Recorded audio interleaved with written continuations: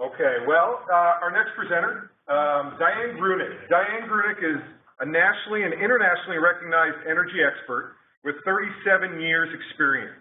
Diane served as a commissioner on the California Public Utilities Commission from 2005 to 2010 and led its efforts on energy efficiency, developing California long-term energy efficiency strategic plan and overseeing a 40% expansion of California's energy efficiency funding.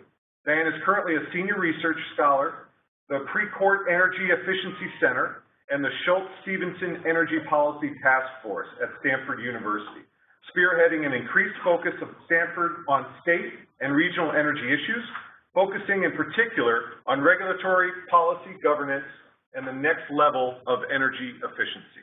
Please help me welcome Diane. Thanks so much. I'm very pleased to be here today, and by great coincidence, I want to say that my office at Stanford is literally, I think, 4 doors down from Mark's office. So, you know, we've tried to bring the brain trust here. I also am pleased to be here because I grew up in San Jose. I lived right down just off of Stevens Creek Boulevard, so it's always a pleasure when I have a chance to come back here. Though I grew up when there were still orchards and, you know, all that beautiful side to it, but we're happy with the economic development these days.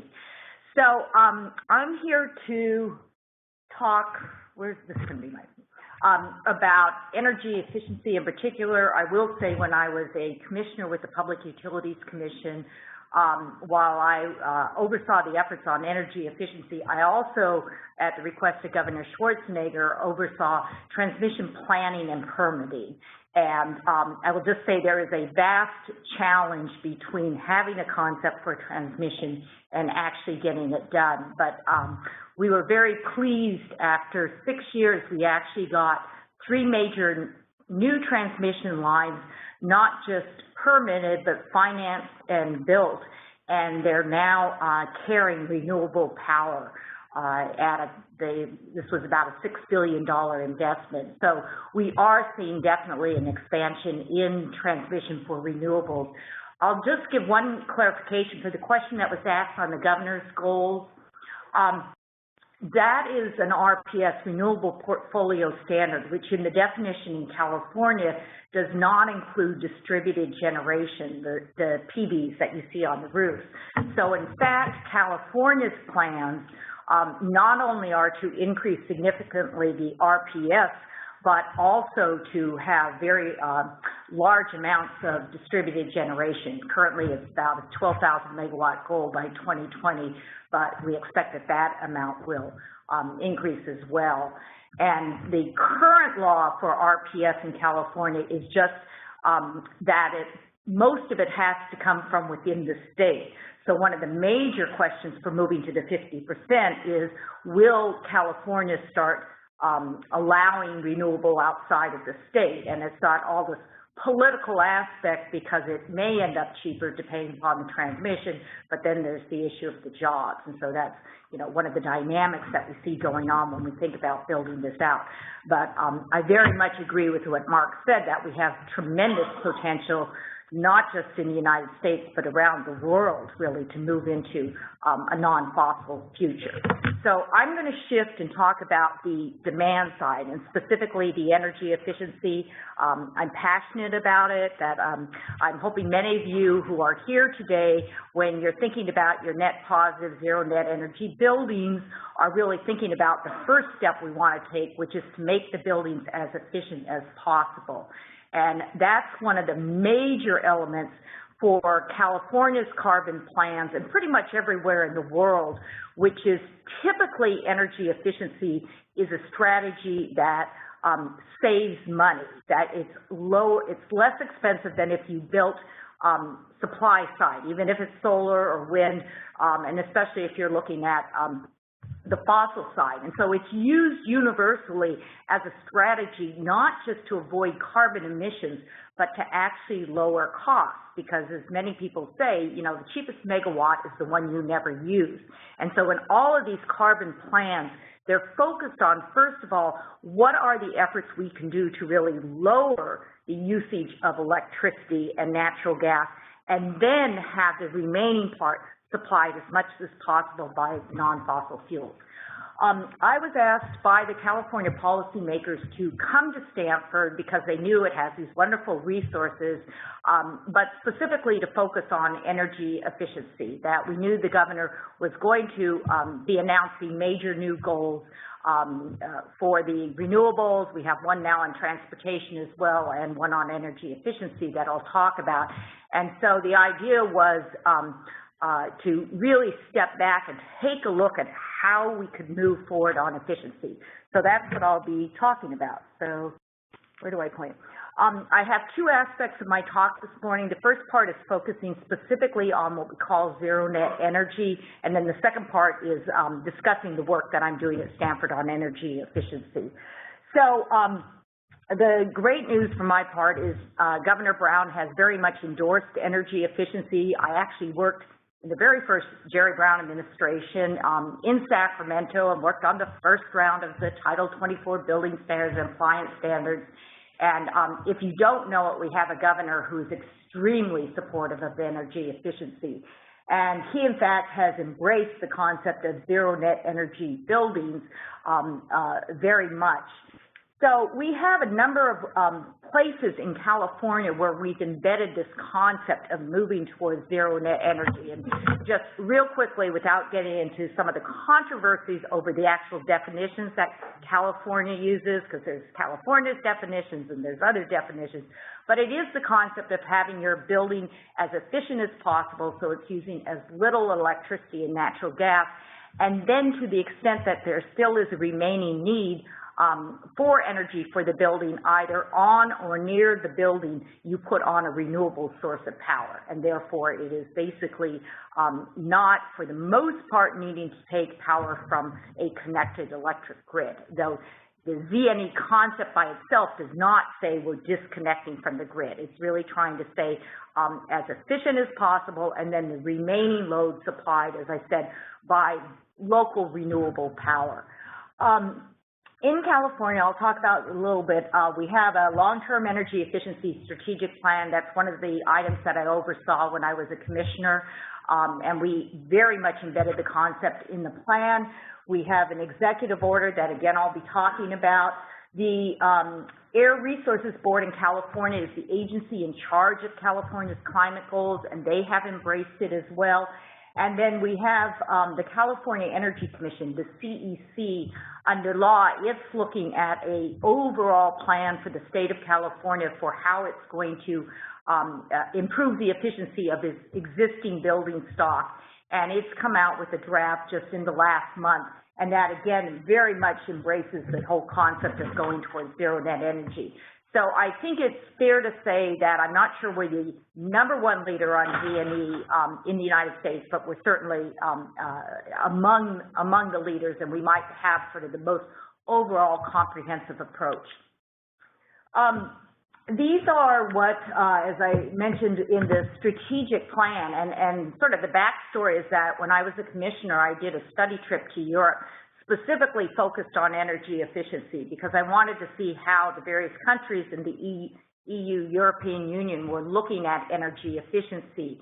And I was meeting with officials in the UK the day that they released their plan for zero net energy in homes, which was that by 2025, all new homes built in the UK would be on a ZNE approach. And I got so excited. I came back to California, and I'm known for this, and said, okay, if the UK has a goal, California is going to have a goal. We cannot be left behind.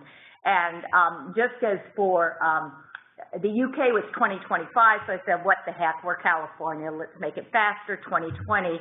And by that time, I had also become involved in many of the international efforts that were looking at ZNE in the commercial buildings, and that's pretty much centered on looking at it by 2030.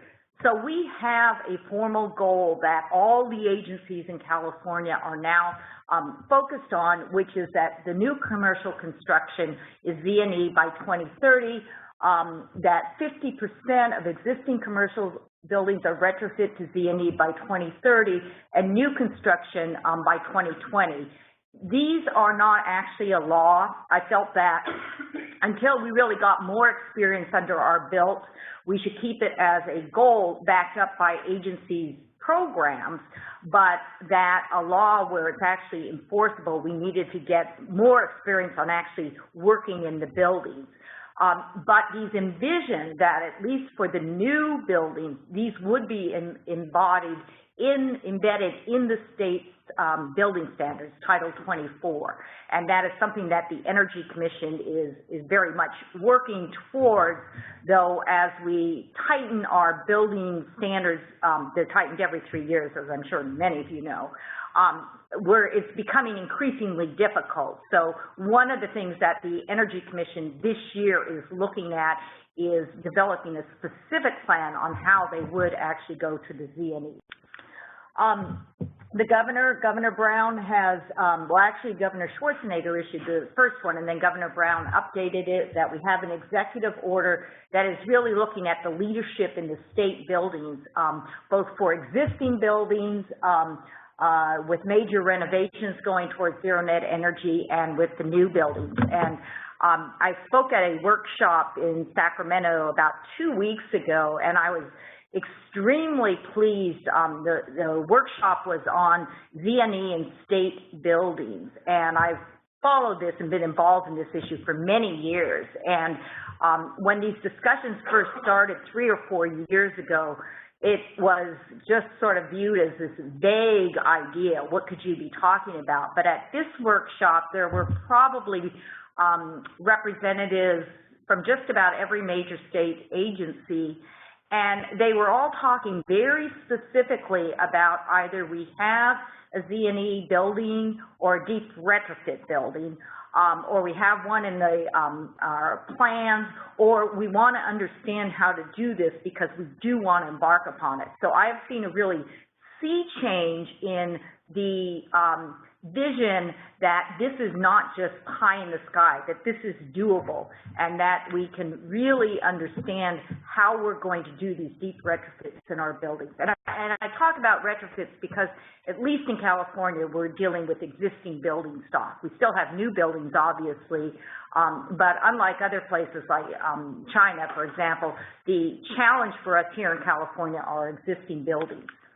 So, one of the other things that I've worked on in the last year is we have this major Proposition 39 that you may have heard about that closed a loophole in the general plans, and half of the money goes towards schools for energy efficiency, and it's about $500 million over 5 years. So it's a very large pot of money.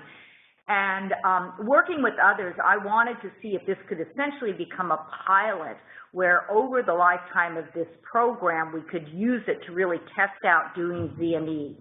And so I'm very pleased that last fall in October, the Public Utilities Commission directed the investor-owned utilities, PG&E and others, to launch a deep retrofit Z&E program specifically within Prop 39. So it's both K through 12 and the community colleges. So I don't know what's happening here, but I do hope they'll participate. And the concept was to make it scalable. There isn't actually enough money in Prop 39 to cover all of the school buildings in California, but the idea was that we'll do very focused efforts on pilots throughout the state, but be building a community of both people within the school districts as well as contractors, architects, sort of the whole range of folks that need to be involved, who will be following what goes on in the individual schools where the pilots are done and understand then how it can be done, looking at what are the realities of getting this done, what are the costs, and then starting to identify the opportunities outside of just the pilot. I'm quite hopeful that we can have continued funding even past the Prop 39 deadline to help continue this type of program. But it's, I think, going to be one of the real leadership efforts around the world on Z&E buildings. So I'm going to now turn to this project that I've been leading at Stanford. We have a draft report out. I'm happy to circulate copies of it, though I want to say it's quite lengthy. I think about 100 pages. But it is to look at primarily California, but I think it has a lot of lessons for the rest of the country and the world on scaling up. And it's basically got three components: the challenges of moving to the next level, the new tools that we have available, and then the opportunities that we can use. So the challenges, I have basically four categories. The first one is just getting more. The magnitude has to increase significantly, the sources have to diversify, and persistence of energy efficiency savings has to matter. For those of you in the energy efficiency world, we primarily in the world of energy efficiency have focused on widgets, getting somebody to buy a CFL, maybe sometimes getting them to also install it, but we have sort of a whole public policy system of where the rebates and the subsidies come through is either on the point of sale or on the point of installation. And we don't have that much focus on what happens within the building down the road, 3 years, 5 years, 10 years. And for climate change, we have to understand that that persistence of savings and therefore the avoidance of carbon is lasting. So that's one of the most important things we have to change over in energy efficiency. Second point is integrating it within a carbon reduction framework. For the most part, while we talk about energy efficiency is hugely important and our first choice for carbon reduction, it operates in its own policy world, and the carbon policies operate separately. The third one, where we're starting to do some very interesting work at Stanford, is integrating the role of energy efficiency with the changing electric grid, where Mark very carefully and knowledgeably spoke about the changes that we're going to see where we bring in large-scale amount of intermittent resources. And while for the most part people focus on well, are you going to deal with that through natural gas, through storage, through demand response? Some of the most interesting work is starting to look at energy efficiency, which I'll talk about, which is very separate in my discussion from demand response. And then the last one is, as I mentioned, it's really energy efficiency has been a cost mitigation strategy. Some, but not all of these new approaches will cost more, and so that's one of the questions of sort of what's going to be the balance. You may have seen this. This is the Art Rosenfeld chart deconstructed, but the bottom line is California, our per capita use, which we have been very successful at maintaining, and the green is basically if we hadn't pursued our energy efficiency programs. And the very sad line is the top one, which is the United States, because it has not had the same types of policies and programs and funding. It has had unnecessary growth in per capita use of electricity, as well as natural gas. This, to me, I'll spend just a minute on this chart, is one of the most interesting ways to think about what's going on. The top line is what has been determined to be the technical potential for energy efficiency savings. And these are primarily focused on the investor-owned utilities, but there's every reason to believe it's true for the municipal utilities. And so this is what would be cost-effective on a technical basis. The one that you drop down to the goal line is cost-effectiveness, that we have strict rules in California on what's determined to be cost-effective or not. And so you can see going from the technical to the cost-effective is a gap. But then the purple line, the solid one, is what is determined to actually be the market potential. Given the realities of what it takes to get stuff done, what do we think can be done? And this is where we have set the goals for the utilities. And the challenge that we actually have is how in the world are we going to move from having our energy efficiency that's delivered, move from the purple line, not just to the brown line, but up to the blue line. Because a lot of the modeling that has been done that says what's the wedge that energy efficiency can and should provide for carbon emission reductions is saying that's where we need to go, that top line. So that's a way, again, to be thinking about it, that we have to dramatically change how we're approaching energy efficiency so that we don't just stop at market potential, but get up to full cost effective, whatever is available, and then really basically drive down the cost so we can get to the technical availability.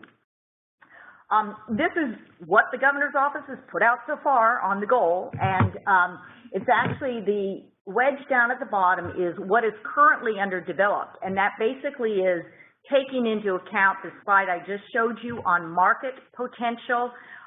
This also includes what's under development looking ahead for our codes and standards. And this was the round wedge was carefully thought out. It was believed to be this is all we can do. But the governor has challenged us because, as I said, in order to get to the carbon goals, we basically now are looking at how are we going to double the energy efficiency savings that we're going to achieve. And actually it fit in quite well with the project I'm doing because that's the same conclusion that I had reached as well.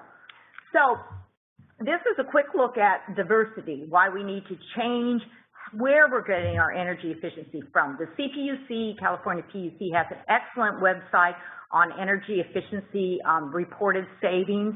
And the top line is interior lighting, and everything else underneath it is HVAC, whole building approaches, refrigeration, plug loads, etc.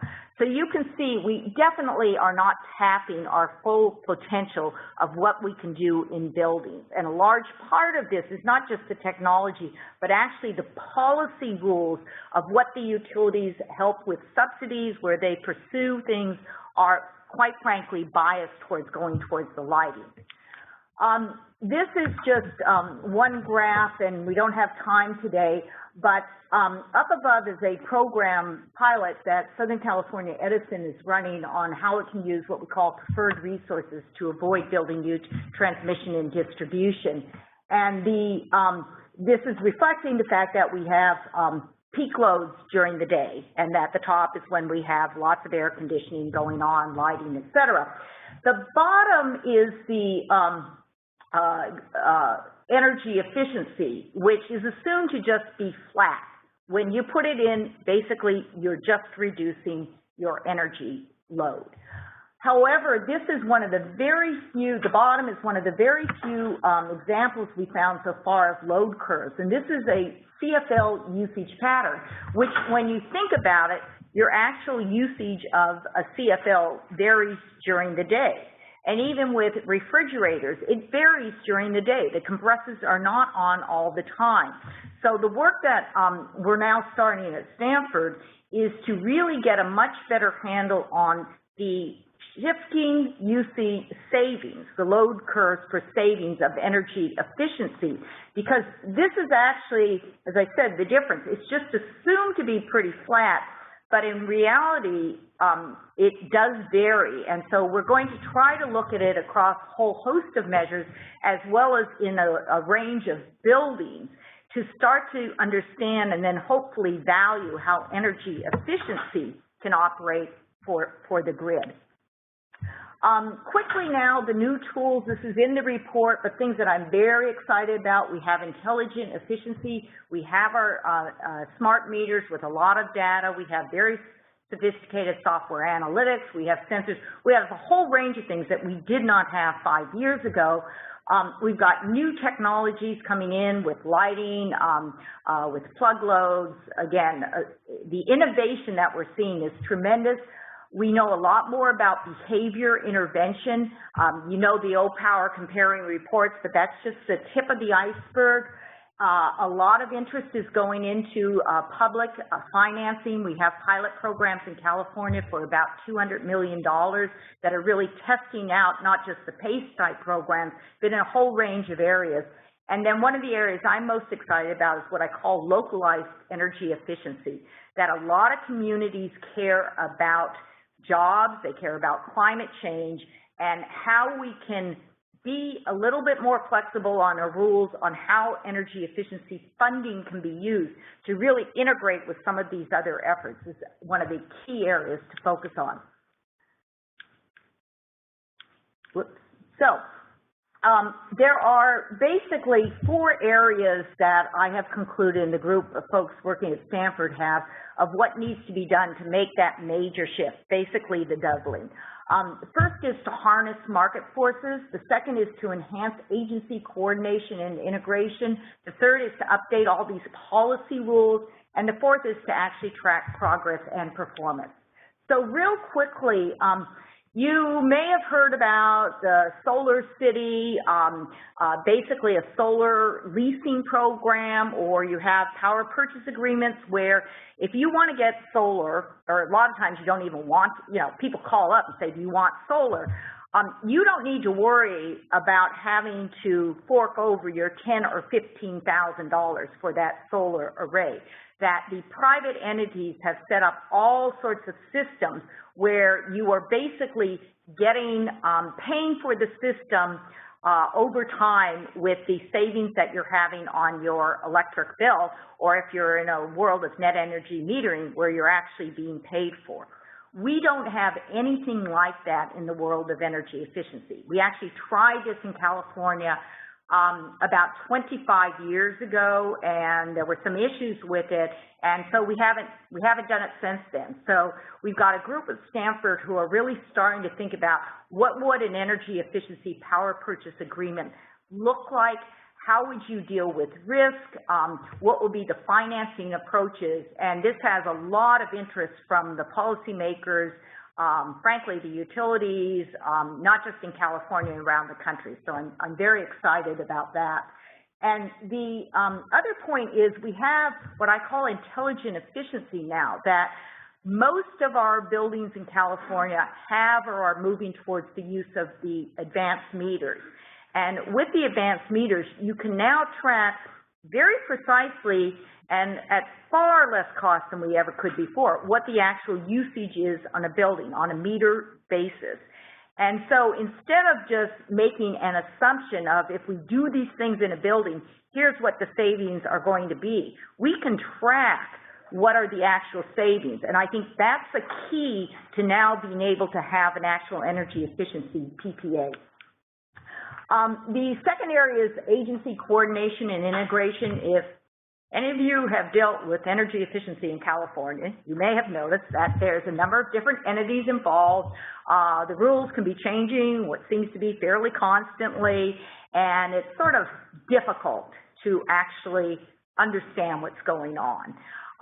So I have called for, and actually the Energy Commission in its report that it's issued, is that we set up what we're calling a statewide energy efficiency leadership collaborative, which is certainly headed by the state policymakers, but brings in key stakeholders as well as utilities and other entities, and that we move away from some of the very bureaucratic, cumbersome, long-term, and God knows I put most of them in place and was very happy when I did it, but now that I'm on the outside, I said there's got to be a better way.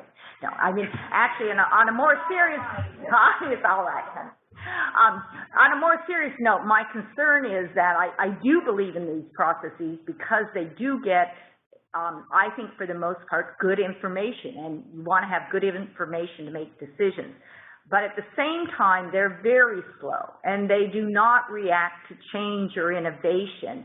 And if we're going to deal with climate and carbon reductions, we actually need to, I think, embrace speeding up these processes so we can get approaches on energy efficiency savings done much faster. Because that little wedge, every year that we don't increase that wedge, the wedge out at the outer years gets larger and more difficult. And then the last point is really stakeholder collaboration, that we've had some very good examples in the energy efficiency world on stakeholder collaboration, but we haven't fully embraced it, and that's one of the things that I'm calling for. Updated rules, I've got a chart that I'll show you just that on savings, and then in California, as in most states, the cost-effectiveness methodologies, both for setting our standards as well as how the money, right now we have over $1 billion a year that is collected off of small charges on electricity and natural gas bills. And those go into these major programs that are run by the utilities as well as third parties. So we're not talking chump change here. We're talking huge amounts of money. but they all have to pass through these rules. And sort of the biggest rule is that the portfolio has to be, quote, cost effective. Well, the cost effectiveness rules that we use were developed over the last 10 to 20 years. And so they don't really, even though you think, oh, it's California, we must be very progressive, they haven't really been updated, and they don't incent moving towards these deeper, longer-term whole building approaches. So that's one of the areas where I'm recommending that we make an all-out effort, basically over the next year, if possible, to get these changed. Here is a study that is undergoing right now. It is not public, but I've gotten permission to put this chart in. It's 183 commercial buildings in California. And it looked at existing conditions in the building, lighting, HVAC, refrigeration. And then it looked at where are the potential for savings. And it broke it down into 3 categories. The bottom one is what we call 2 code savings of the building, because it was an older building. What would be the savings if you brought it up to Title 24, the current level of Title 24? The next one is operational savings. If you go in and you basically get the building tuned up so that its HVAC is working, you aren't leaving lights on in the weekend, that sort of thing. And then the third category is what is feasible for making the building highly efficient, the above code savings. What's very interesting is that under the current rules, all this $1 billion of ratepayer money can only be spent on going after the savings in the above code savings. The current rules do not allow the utilities, for the most part, there's a couple of small exceptions, but for the most part to spend money on getting to the 2 code savings, and we don't have good categories for counting operational savings. And so you can think about this actually pretty concretely. If we have a governor's goal that says let's double the amount of savings, we have a lot of ways to get there that are not like going to Mars. One of the ones is that we actually change the rules so we're going after all the savings in the buildings, and we don't ignore these savings. And another thing that we think is happening is that the buildings that are even being targeted are the wrong buildings. Because if you can only count savings and use incentives for the above code savings, then you're looking at those buildings that have the greatest amount of above code savings. But this study is showing that those aren't actually the buildings with the greatest amount of savings possible. And so if you're going to try to focus a limited amount of public money, you want to identify what are the most inefficient buildings and try to pursue those first. I'm almost done. I think this may be the last slide. No, 2 more, I think. This final area that I think is incredibly important is tracking our progress. We have a lot of stuff that says, appropriately so, we're the leaders on energy efficiency, but in the work we've done over the last few months, it is not good on actually tracking what is happening. One exception is the investor-owned utilities because of requirements of the CPUC. That's pretty public what goes on. Another part is that our measurement and verification methodologies for new technologies, whole building approaches, is really lagging. So we don't actually have recognized methodologies to track some of these savings. Code compliance and reporting is not up to snuff, let me just say that. And then we have a lot going on in what we call market and price, which is what people are doing just because there are now companies, I mean, not just ESCOs, but we have companies that are really involved in energy efficiency that are operating outside of the public policy arena and the rebates, et cetera. And we're not tracking that, but there's no reason when we're looking at achieving the governor's goals that that should not be counted, because this is basically energy efficiency. So I guess that was my last slide. I thought I had a little bit more, but so that's basically it. If you're interested in learning more about the project, we are setting up a website, but in the meantime, I'm happy to, be contacted. So thank you very much. Any questions? Yep. Oh, yeah. Oh, yeah. There you go. You can think just down the hall from Mark. Can't reach me, Mark. There's one question, how do LEDs compare with CFLs? In this report, the very last appendix, Appendix L, addresses that issue of CFLs and LEDs in a particular way, and I have a caveat, it was information provided to me by PG&E, and so one of the things, this report is in draft, so one of the things we're doing is double checking it. And what it looked at, so this is maybe a little bit different when the question was compare, I'm not sure in what parameter, but what it points out is that the current policy rules provide incentives for utilities to give basically rebates and subsidies for CFLs, but not for LEDs. And that's one example, given the technology that we now have with LEDs versus CFLs. I mean, I'm a big LED fan, so CFL. The fact that we have these policy rules that appear to be incenting CFLs and not LEDs is one of the things that has to change.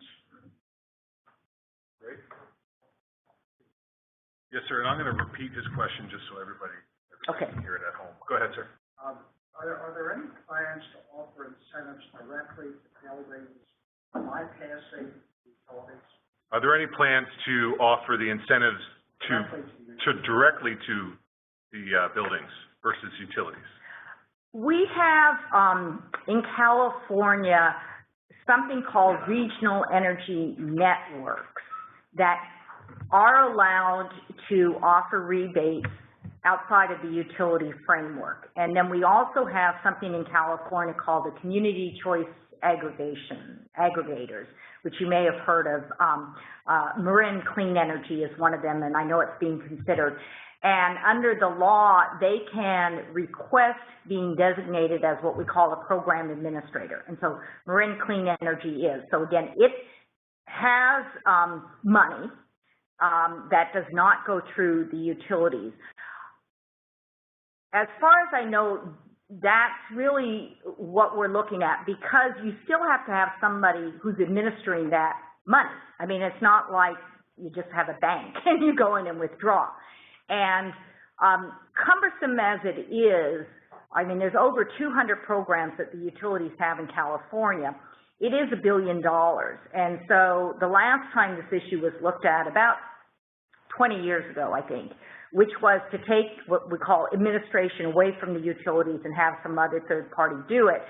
It was determined that because, I won't go into it, basically you can't do it in California, at least under current law. There are not proposals right now pending in the legislature to change it, but it certainly has come up as a topic. I actually don't try to take it on because the studies have shown that you can get pretty much the same results whether these programs are administered by utilities or non-utilities. What matters is the quality of the people doing it. So that's, it may happen, I don't know, but that's not something I've specifically addressed. Yeah. All right. Oh, go ahead, sir.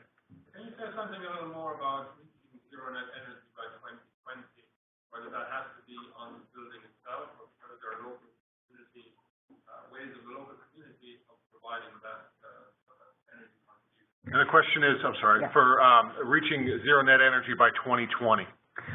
The 2020 goal was something that we put in place in 2008. And at that time, it really was thinking of buildings themselves. With, as I said, the PV, it was envisioned, because we don't have roofs everywhere, you know, that could be, I think we put on or nearby.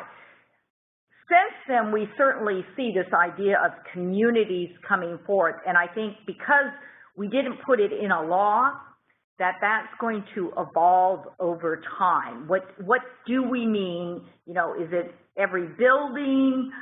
Is it just on an aggregate form? And my personal view is, in a world of carbon reduction, you know, if we can get a community to be zero net energy, that's where we want to go. But with the caveat of, if all that means is that the community does a lot of PVs and doesn't do a significant amount of retrofit in the buildings, we haven't really gotten where we need to go. Great. So it could take all day, but I really like your concept of So Title 24 decided to go down a path, this time-dependent value of energy, and the state's focusing on efficiency and carbon. How do we break those silos together? Because Z&E is zero net energy, not time calculus based on electricity worth a lot at noon, and natural gas is cheap in May, and it's really very confusing, I think. Do you have any comments on that? Well, the first comment is I was not involved in that whole development of that definition. It happened after I left.